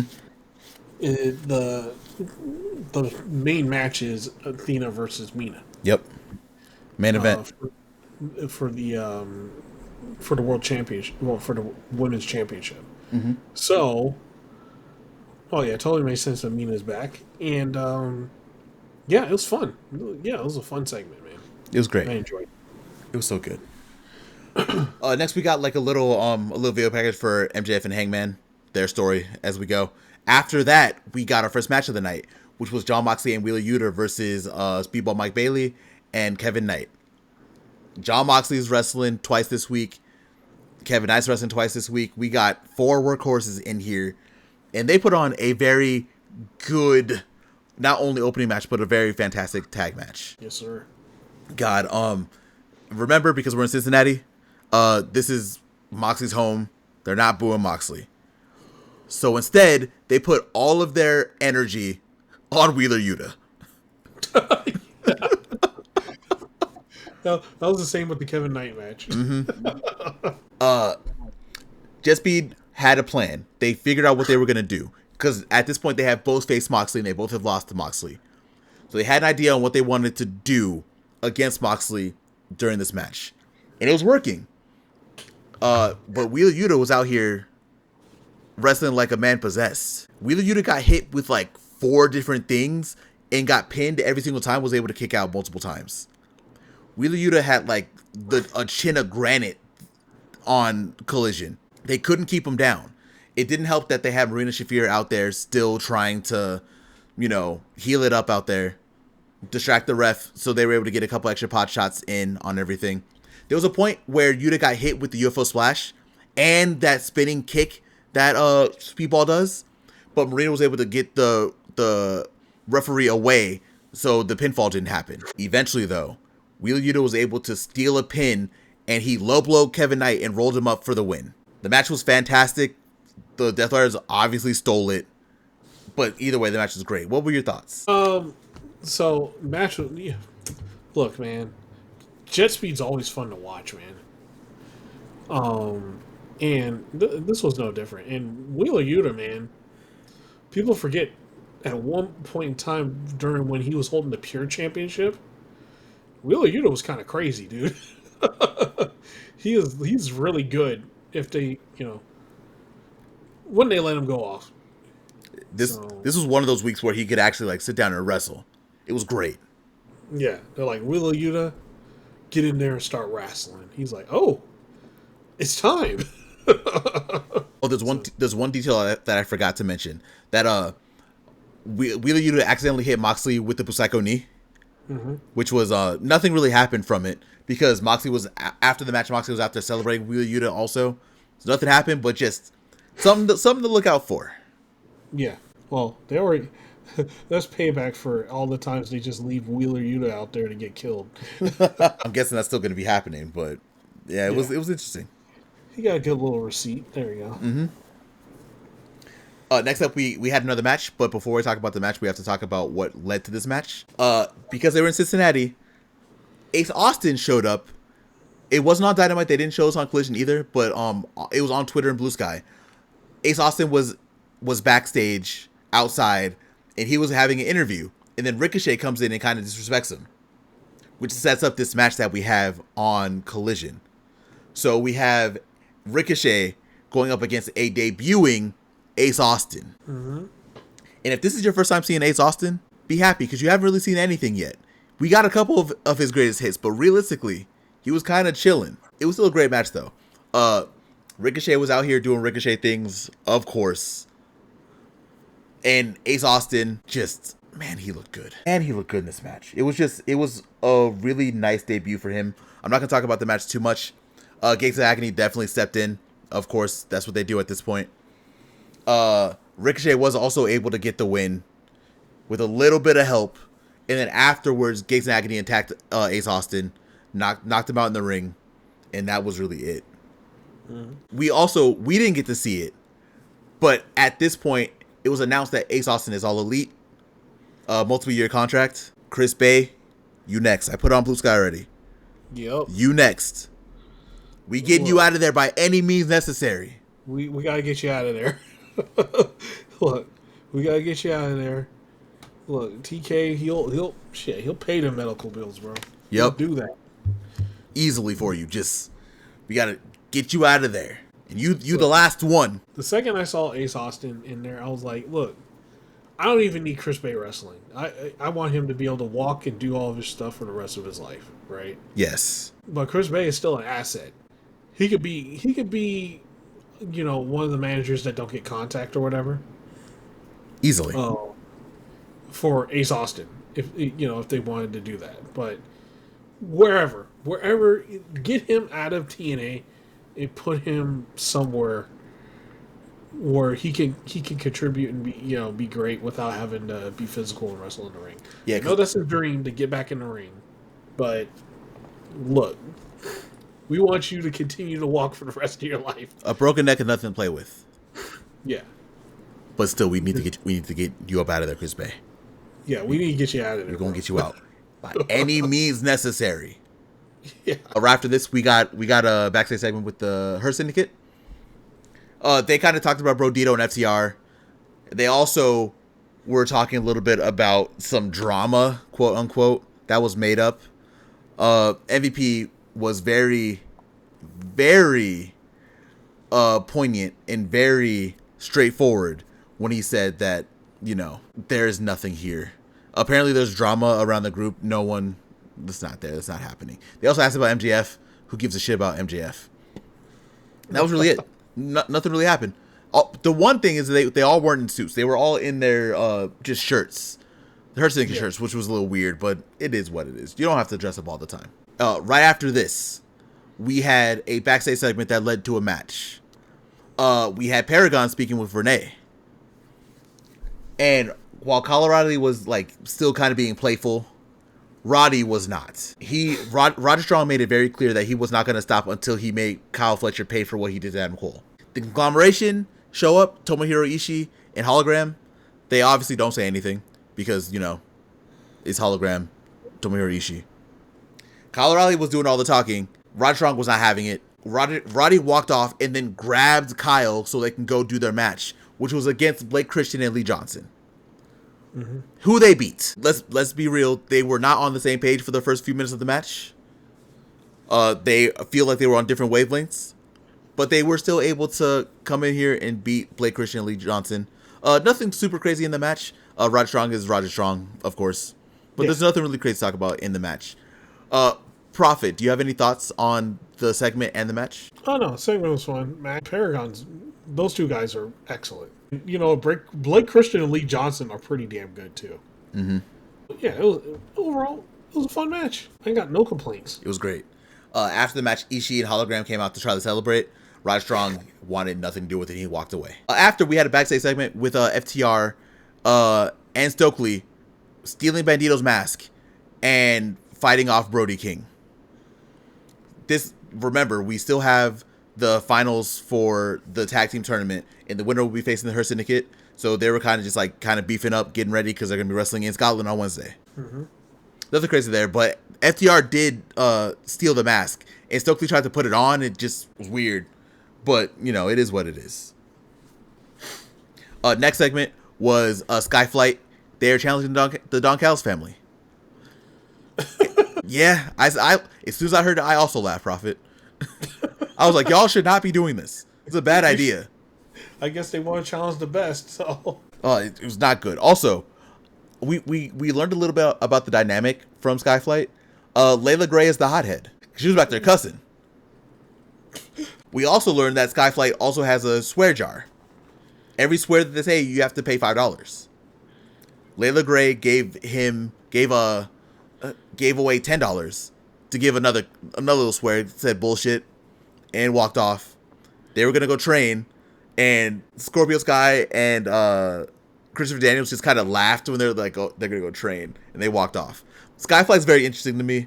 Like I said, Collision puts on a lot of my favorites. They are, well, not they. Scorpio Sky is one of my favorites. Layla Gray is becoming a favorite now also. It was just great. Do you have any thoughts on those last two segments that I just talked about? No, I thought the Skyflight one was pretty fun, man. And both the segments were good, man. They were fun.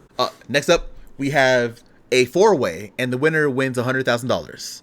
We have Chris Statlander, Penelope Ford, Anna Jay, and Julia Hart. Kind of short, honestly. I feel like I looked down and looked up, and the match was over, but it was maybe 5-6 minutes, possibly. Maybe it didn't feel like it was that long. But these women were wrestling though, for however long they were out there. It didn't matter because once you see Statlander in this match against Penelope, Anna Jay, and Julia Hart, you kind of know that Statlander's going to come out of there with $100,000. That's what she did. She was able to beat them. And then Harley Cameron came out after. No, actually, let me stop. Let me go back. After Statlander was celebrating, the Triangle of Madness get in there and they attack her. Tekla and Sky Blue. Then Queen Aminata comes out and attacks the Triangle of Madness. Ty Mello comes out also to attack the Triangle of Madness to make it a little bit more even. Megan Bayne comes out also to attack the good guys, the good women. And then we get the return officially of Harley Cameron in the mask that she was talking to from last week. So we have all the women out there again with all these stories combining the way that they are, we have our blood and guts match. They've got to announce it. Harley Cameron in a blood and guts? I don't know about that, bro. Yes.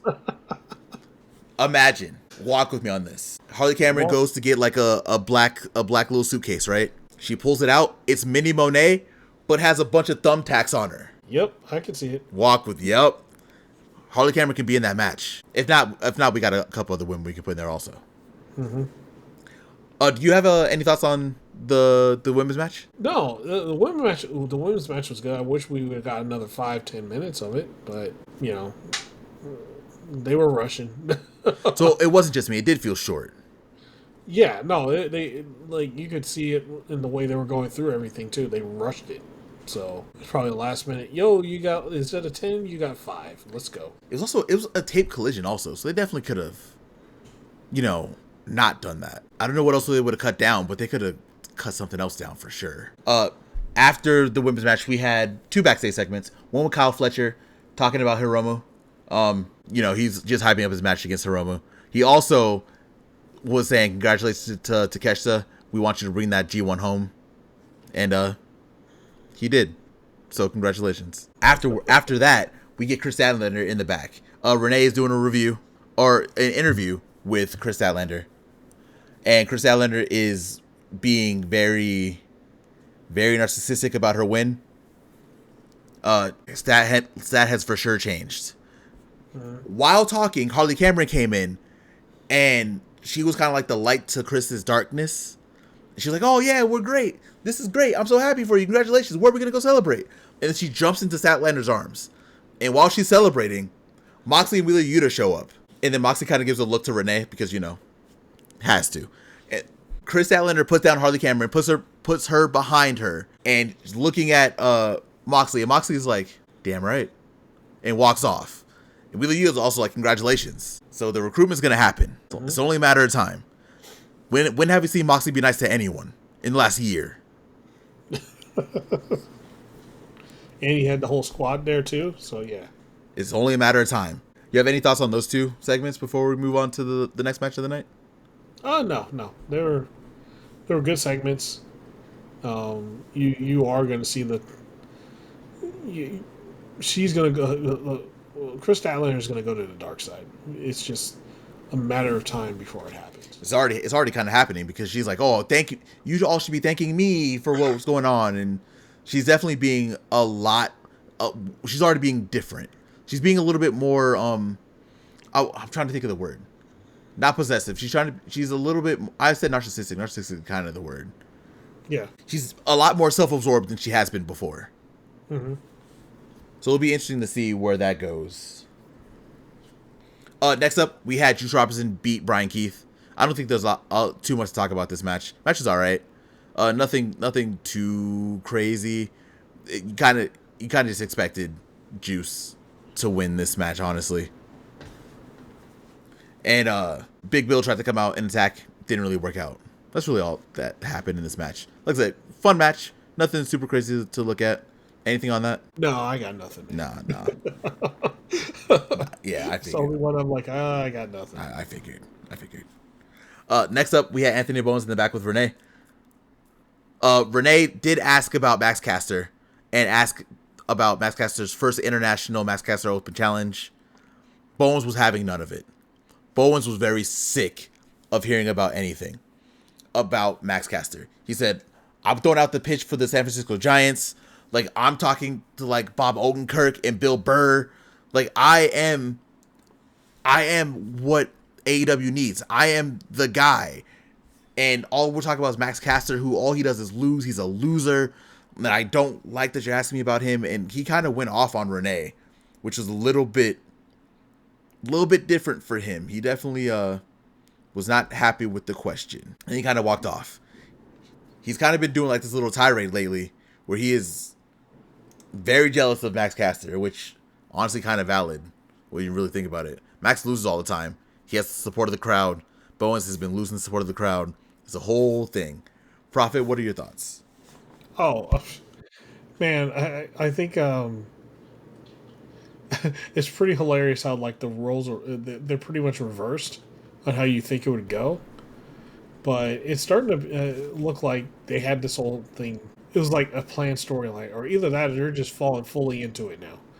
It kind of feels like they fall into it, right? Because when Bowens came back at first, when he wrestled Caster, like everyone was excited for him, right? Yeah.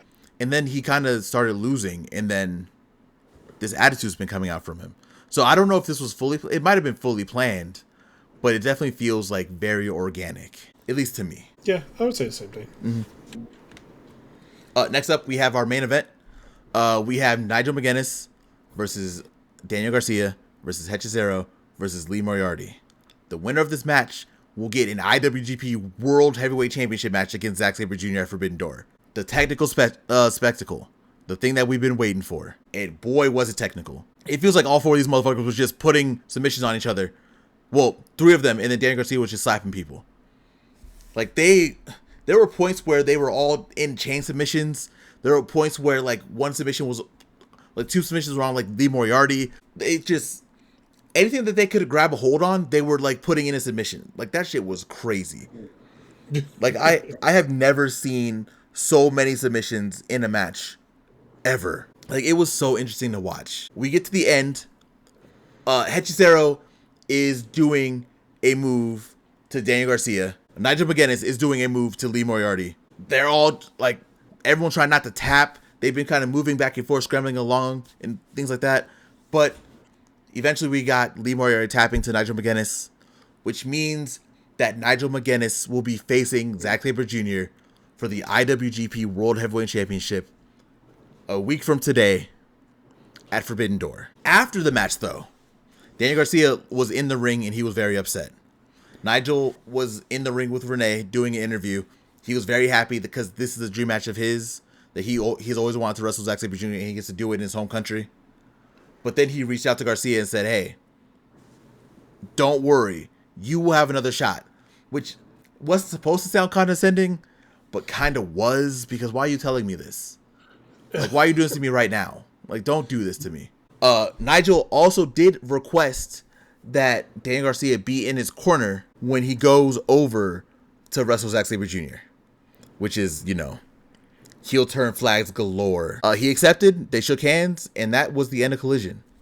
Prophet, what were your thoughts on this match and of Collision? All right. So, Collision, as a whole, fantastic.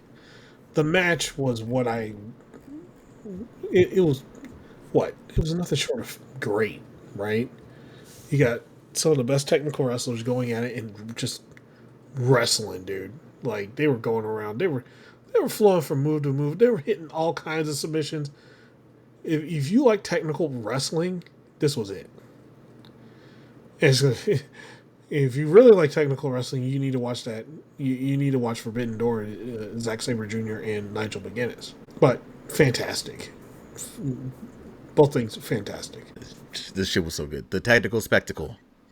And it lived up to its name. It was fantastic. Yep. But Prophet, that is all for Collision. That is all for the week of shows. All right, man. So you know what time it is. Time to go home. Time to go home. Time to wrap this thing up.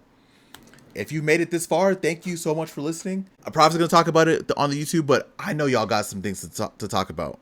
So make sure you go ahead and drop them in the comments for us. But if you want to talk to us directly, make sure that you're following all of us on Blue Sky. You can follow the entire podcast channel at TGPW Podcast. You can follow Prophet at Prophet, PROFFITT. You can follow me at Shikoku. We talk a lot. If you are already following me, you would have seen my little mini crash out about the G1 today. So definitely feel free to follow us, reach out, talk to us over there. We have a lot of things that we like to talk about. Outside of that, we also, we talk about anime, we talk about video games, we talk about a lot of things. So definitely make sure you're following all of us over there and you'll have a good time. Also, if you're listening to this on the go, if you can't hop on YouTube, that Prophet's going to be talking about in a minute, make sure that you're following us on Spotify. Our podcasts go up there. They go up actually like pretty much like 30 minutes after we record them. So if you want like the freshest podcast, hop on over there on Spotify and listen to us over there. You can listen to us on the go, download us, give us a 5-star rating, and let us know what you think over there because there's comments over there too, and we can read them. Prophet, tell the people about the YouTube. All right, guys. So, if you're watching us on YouTube, first off, thank you very much. We appreciate it every week that you come out and watch us. So you know what I do every week. I'm gonna have to ask you some things. Some of them things. First off, I would like to ask you to hit that like button. It helps us out. It'll helps out the YouTube algorithm. Get this podcast to more people, and more people that watch the show, more things we can for in the foreseeable future, more things we can do. Right.